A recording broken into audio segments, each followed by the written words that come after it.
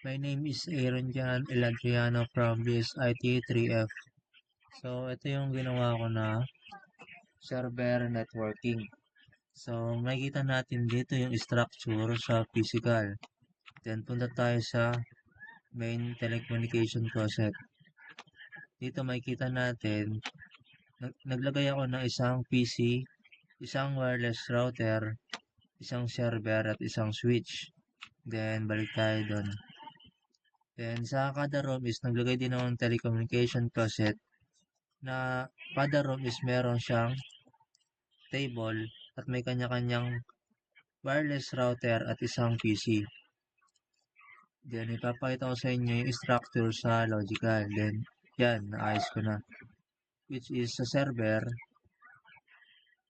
naglagay ako ng sa DHCP ng sarili kong gateway at DNS, which is makikita natin dito. Then sa DNS, ito, naglagay ako, which is yung nilagay ko, yung Facebook.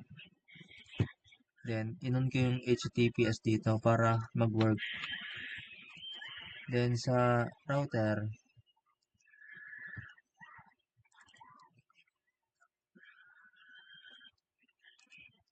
then, makita natin dito yung status ng router ko. Then, balik tayo sa physical.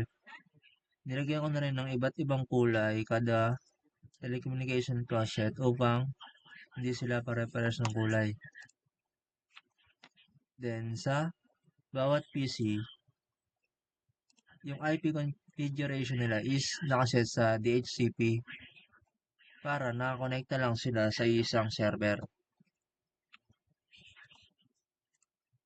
Ayun lang po. Thank you.